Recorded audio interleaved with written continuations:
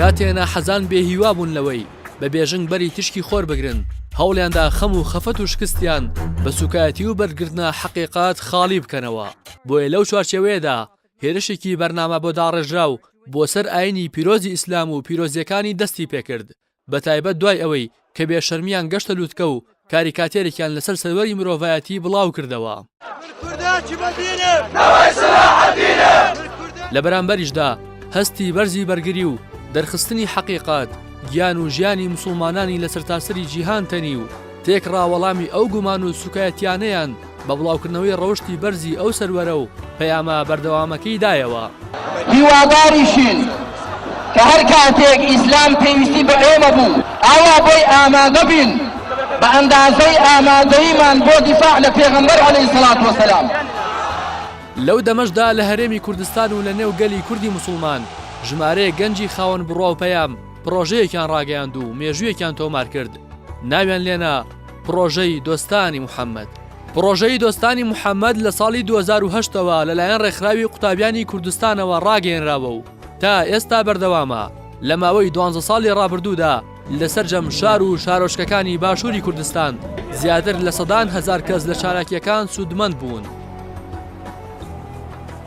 پرۆژەی دۆستانی محەممەد بە هاوکاری مادی و معنەوی ئەو خێرخواز و دەوڵەمەندانەی کە پێغەمبەریان خۆش دەوێت و ئامادەن ماڵ و سامانیان لە پێناوی خودا و بۆ سەرخستنی ڕێبازەکەی سەروەری مرۆڤایەتی ببەخشن هەروها لە ڕێگەی ئەو خۆبەخشانی ڕێکخراوی قوتابیانی کوردستان لە سنووری ناوەند و لقەکان لەسەر جەم شار و شارۆچکە جیاوازەکانی هەرێمی کوردستان کەجگا لە پاداشتی قیامەت و شادبوون بە دیداری ئەو سەروەرە هیچ چاوەڕوانی و هاندەرێکی دیکەیان نییە لە ژێر دروشمی ئاشناکردنی نەوەی نوێ بە ژیان و ڕەفتار و گفتار و سنەتەکانی پێغەمبەری مەزن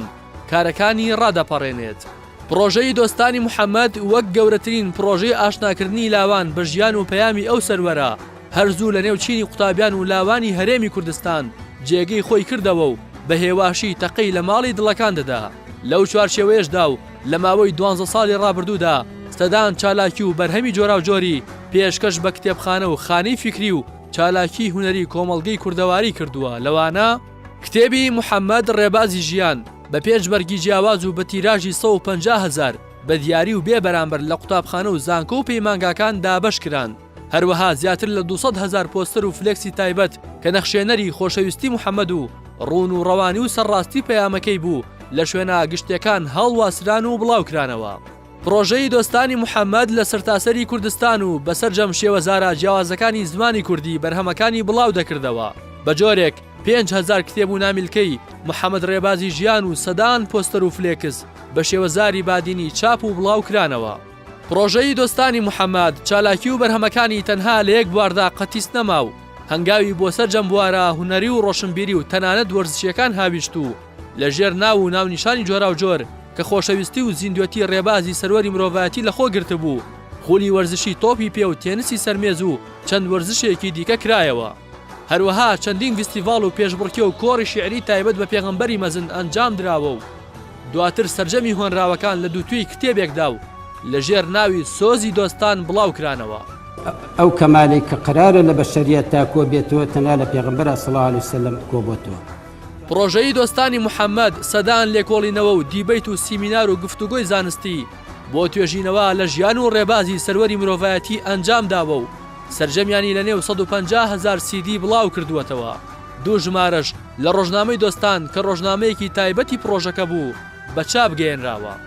جیا لەمانەش سەدان کۆڕ و سیمینار و خێوەتگە و فیستیڤاڵ و ئاهەنگی هوەری ئەنجام دراون و تایبەت بە مانگی ڕەبیع الئەوەلی کۆچی کە بە مانگی مەولود ناسراوە زیاتر لە 15,000 بەرسینە و لەزگا بڵاو کراونەتەوە.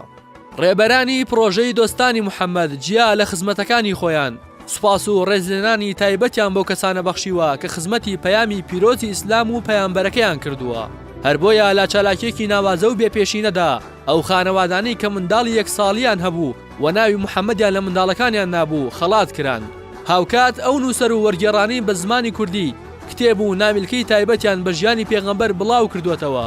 لە هەنگێکی ناوازەدا خەڵاتی ڕێزلێنانیان پێبەخشرا. چالاکیەکانی پرۆژەی دۆستانی محەممەد هاوشان لەگەڵ چاپ و بڵاوکردنەوەی کتێب و نامیلکە و ئەنجامدانی کۆڕ و سیمینار و گفتوگۆی زانستی لە دەستگا ڕاگەیان جیاوازەکانی ناوخۆ و دەرەوەدا و لە ڕێگەی میدیا بینرا و بیسرا و خوێنراوەکانەوە دەیان بەرنامەی تایبەت بە گرنگی پرۆژەکە و زیاتر ئاشناکردنی لاوان و قوتابیان بە ژیان و ڕێبازی پێغەمبەری مەزن ساز کراون.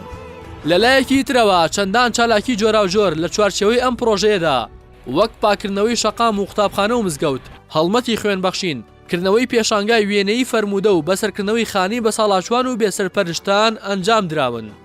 یەکێک لە چالاکیە تایبەتەکانی پرۆژەی دۆستانی محەممەد کە بووە بە سیمای سەرەکی پرۆژەکە ساڵانە ئەنجامدانی تاقیکردنەوەیە لە کتێبی ژیانی پێغەمبەر یان فەرموودە پیرۆزەکانی کە تا ئێستا زیاتر لە 5,000 کەس بەشداریان تێدا کردووە و سەرکەوتوان بە خەڵاتی گرانبەها وەک گەشتی عەمرە خەڵات کراون. بۆ ئەم ساڵیش پرۆژەی دۆستانی محەممەد کۆمەڵێک چالاکی جۆرا و جۆری ئەنجام داوە، لەوانە چاپکردنی کتێبێک و بەڕێوەبردننی خولی پوختەی ژیانی پێغەمبەر، هەروەها تاقیکردنەوەیەکی سەرتاسەری بۆ کتێبی لە دیداری محەممەد کە بە بەشداری نزیکەی 1000 قوتابی بەڕێوە چوو. مەکتەبی سکرتارەتی ڕێکخراوی قوتابیانی کوردستان بڕیاری داوە لە داهاتوودا ئەو خزمەت و چالاکیانی لە ساڵانی ڕابردوو جێی خۆیان گرتووە بە بڕ و شێوازی نوێوە بەردەوامیان پێ بدات. هەروەها بە هاوکاری خێرخوازان کتێب و نامیلکە تایبەتەکانی محەممەد ڕێبازی ژیان لە بەرگێکی نوێدا چاپ دەکرێتەوە. بڕیاری ژوایە لە ساڵانی ئایندەدا و بە هەماهەنگی لەگەڵ زانکۆ تایبەت و حکومیەکانی کوردستان تایبەت بە پێغەمبەری مەزن و پەیامەکەی کۆنفرانسی ساڵانەی زانستی ببەسترێت و توێژینەوەی زانستی بۆ لێکۆڵینەوە لە سونەتەکانی پێغەمبەر و دەرخستنی ئیعجازیان گرنگی زیاتریان پێ بدرێت. صل على سيدنا المصطفى والآل أهل العلا والأربع الخلفاء